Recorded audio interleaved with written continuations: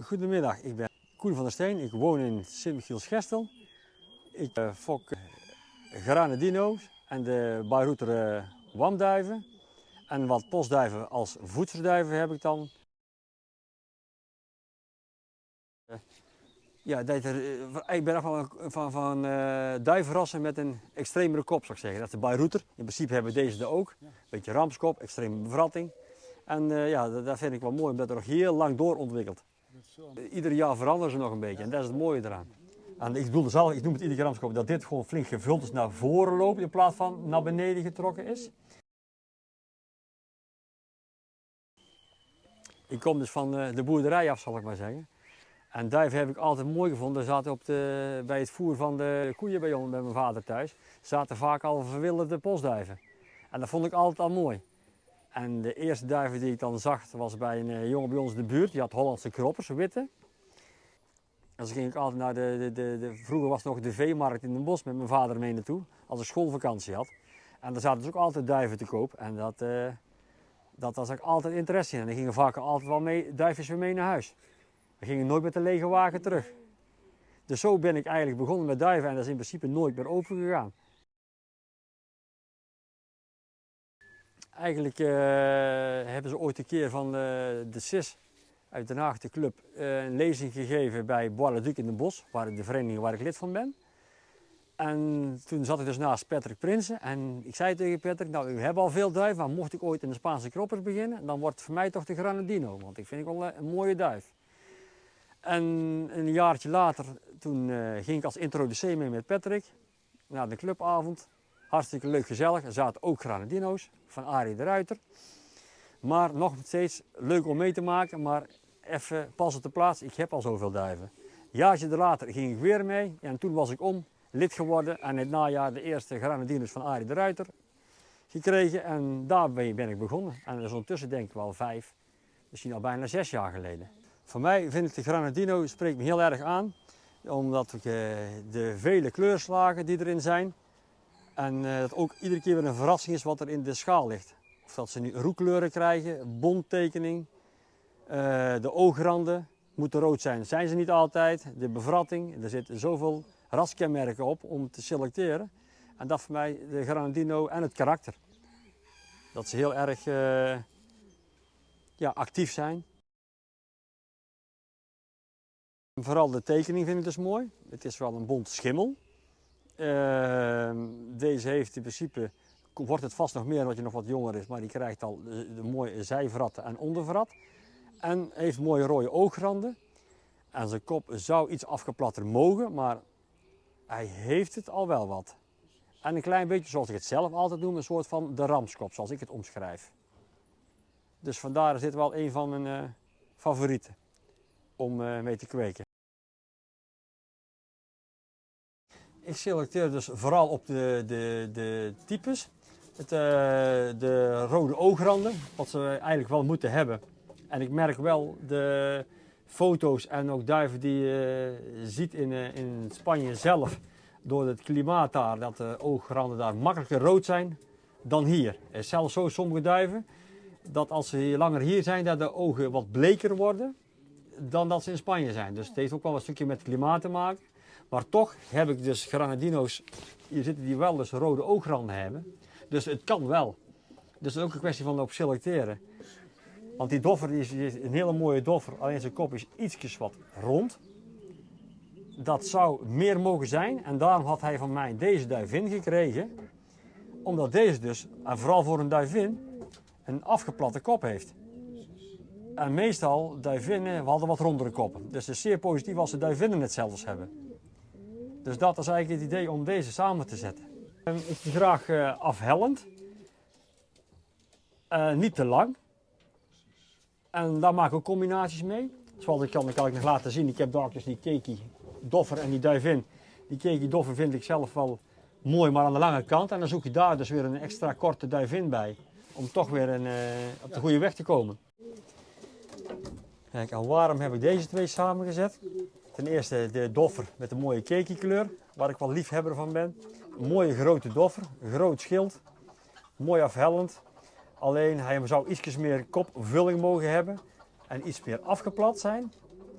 Dus dat zou erbij mogen. En die duivin heeft dat dus wel. Die heeft een afgeplatte kop, goed afhellend, kort, terwijl het doffer lang is. Dus die combinatie samen, dat lijkt mij goed bij elkaar te passen. Ik heb er nog geen jongen van, dus dat is nog even afwachten. Maar mijn gevoel zegt ja, dat dit goed samenpast. Een jonge doffer die kan goed maar 10 maanden oud zijn. En de aanzetten van het ondervratje en het zijvratje zijn er al. Dus ook dit heeft gewoon een tijd nodig. Komen we over een jaartje terug, dan zitten er zijvratjes. Ja. En als hij 3 à 4 jaar zou zijn, is hij nog mooier. Dus dat is ook vaak veel geduld hebben. Maar qua selectie kun je in principe al zien, als het jonge duiven zijn, aan de kopvormen zo, of dat het de moeite waard is om hem door te houden. Ondanks de bevratting er nog niet op zit. Dat stel dus bij de Spaanse kroppers is het koppelen vrijwel heel snel gebeurd. Je zet ze samen in één koppelhok en dan wacht ik tot ze 2 eieren hebben en die leg ik onder de posten of die bewaar ze. Die kan je een dag of 10 bewaren met dagelijks omdraaien en als de posten gaan zitten leg ik ze onder de posten. En dan meestal laat ik ze wel even zitten, gewoon dat ze nog een dag of 10, 15 op hun eieren kunnen blijven zitten. En niet meteen weer terug, gewoon even lekker rustig kunnen blijven zitten. En daarna gaan ze of nog een ronde of terug de kooi in. De duivinnen bij de duivinnen, de doffers bij de doffers. En de allermooiste hou ik dus gewoon vast. Mocht ze kwijtraken, ja, dan baal je. Dus de jongen eruit waar ik nog bijvoorbeeld de oude dieren van heb of broers of zussen van, die mogen van mij los. Dan heb ik er altijd nog de familie van en dan kan ik daar, mocht het fout gaan, mee verder. Bij slecht weer in de wintermaanden, dan hebben we dus hier helaas in deze omgeving heel veel last van de roofvogel. De sperwer, slechtvalk, havik zelfs. Dan hangen dus deze netjes voor, dat ze toch een beetje eruit kunnen springen en kunnen bewegen. Maar nu vanaf eind april, begin mei tot september, mogen ze wel rond het huis. En ze vliegen dus wel naar het huis van de buren. Een klein rondje om de tuin. En verder hoeft voor mij ook niet, want dan ben ik ze uit zicht verloren en dan is de grijpkans van de roofvogel eenmaal groter. Dan raak ze ook sneller kwijt. Nou, het vliegtype zijn ze natuurlijk allemaal een slagje kleiner. En ze lichter, dus dan zijn ze makkelijker in de lucht. Al moet ik wel zeggen, deze beginnen ook wel, als het de jongen ervan loslaat, ook te vliegen. Alleen, dat is met elk duivensoort zo, hoe kleiner, hoe makkelijker het vliegt. En dat is met de granadine ook, ik maak ze dus steeds groter, dus vliegen. Dat wordt wel moeilijk gemaakt voor hen, dat ze zwaarder worden. 's Avonds zetten ze altijd dicht, ook voor ongedierte. Dat er niet snel iets bij kan klimmen. Maar ook het idee, als ze wel weer laten vliegen, dat ze actief blijven, dat ze de duivinnen niet zien. Stel ik hier bijvoorbeeld onder de doffers zou zetten en boven de duivinnen, dan kan je gewoon één kant dicht zetten. Dat ze de duivinnen niet zien en de duivinnen de doffers niet kunnen zien. En dan daarna dus loslaten worden om het lekker actief te krijgen. Dat is eigenlijk het idee van deze hokken. Ja. Dit is nu de kweekmengeling. Er wat meer mais erin, allemaal wat kleinere mais. Heel veel kleinere zadensoorten zit erin. Van dari zit erin, en gerst. Gerst wat minder, maar ik meng er zelf altijd wel bij. En vooral in het kweekseizoen doe ik dat, maar dat is meer mijn ding, zit er ook nog wel wat puppykorrels bij. Dit, voor dierlijk eiwit. En dat doe ik zelf dan puur voor alleen bij duiven die de jongen groot moeten brengen. Zodat ze, vooral die extreme rassen, net als een Bayreuther en een Granadino. Voor dierlijk eiwit heb ik het idee dat ze misschien toch wel iets meer voeding binnenkrijgen ervan. Wintermaanden dan gaat het wel, bijvoorbeeld 1/3 wordt dan gerst. Oh ja. Dat bevalt mij erg goed, worden duiven niet snel te zwaar, toch actief. In de wintermaanden, dat ik stop met kweken, dan stap ik over en dan gaat er 1/3 gerst doorheen. Dus eten ze heel goed als ze precies de hoeveelheid geeft. Ook het idee, als ze de gras laten liggen, dan voer ik dan te veel. Bij de posten dan in principe. Ja. Vitamineral, dat krijgen ze alleen als ze jonge duiven hebben. En dan hebben ze ook alleen maar behoefte aan. Stel dat ik het najaar dit nog zou geven, laat het gewoon staan. En bij jonge duiven, dan zijn ze er gek op. Dan duiken ze gewoon bovenop. En op een of andere manier, dan voeren ze dat toch met jonge voeren. Voeren ze jong ook beter, heb ik het idee. Ik meng het maagkiezel, alles in de voerbak. Maar als er wat stof opvalt, dan lusten ze het niet meer. En dan kon je iedere dag of iedere week een halve pot weggooien. En sindsdien doe ik het eigenlijk altijd door het voer mengen. 1 keer in de week gooi ik het gewoon in de voerbak. En dan voer ik daar overheen. En dan kunnen ze gewoon die week, en 1 keer in de week gooi ik de hele bak bij de kippen neer. En die mogen dan de rest opeten. Maar ik heb hier dus biergistpillen, geef ik soms aan de jonge duiven. Alleen de jonge granadine, de barouters, dat zijn toch extreme rassen, grote duiven. Bij de andere duiven meestal niet, die hebben het niet nodig. Maar ik heb het idee dat het ook wel een extra is voor de ontwikkeling, voor het doorgroeien van de duiven. Krijgen ze, en vooral ook daarbij ook nog een levertraanpilletje. Zo 1 keer in de week, dan steek ik die eentje op. En dan pinda's, kijk wel dat het niet de grote zijn, de langwerpig, dat ze makkelijk kunnen pakken. En pak 1 handje, loop ik alle kooien langs en er vallen een paar korrels in. Dat spuren ze meer om niet echt te voeren, maar om ze mooi aan de hand te zetten als ze tam worden. Voor het voeren gebruik ik deze voerbakken in ideale silo's. Dus maar 1 keer per week doe ik deze vullen. En dan kan ik in het middenvak meestal de grit. En hier in de zijkant doe ik het voer in. En dan kan ik er 1 week 1 duif makkelijk mee doen. Om deze voering doen. En hier bovenop, als een soort zitplaats, hier kunnen ze gewoon bovenop gaan zitten. Vallen bij mij prima.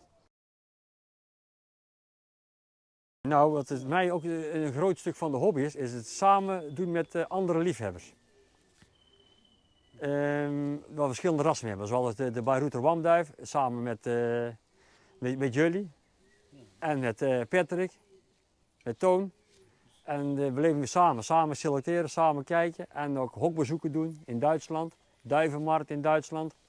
Een keer overnachting bij, gewoon s'avonds even gezellig eten en drinken. Ik vind de vrienden in de duivenwereld ook wel heel mooi om erbij te hebben. Met meerdere mensen samen de hobby beleven is toch altijd leuker als alleen.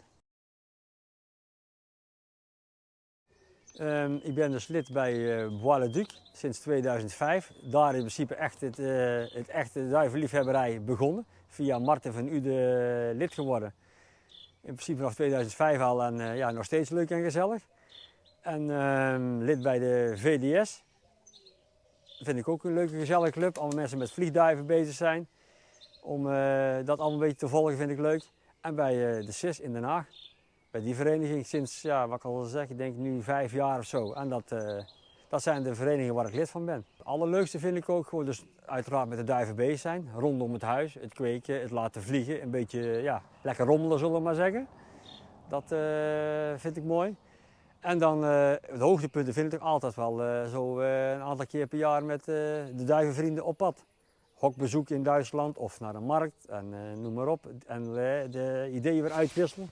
En dan kom je weer helemaal thuis met nieuwe ideeën en een verhaal. Dan kun je weer helemaal weer verder wat we van elkaar gehoord en gezien hebben. Dus dat is toch wel echt de mooiste dingen van de hobby met mijn vriendenclubje op pad te gaan. Ja. Mooi. Mooi. Dankjewel.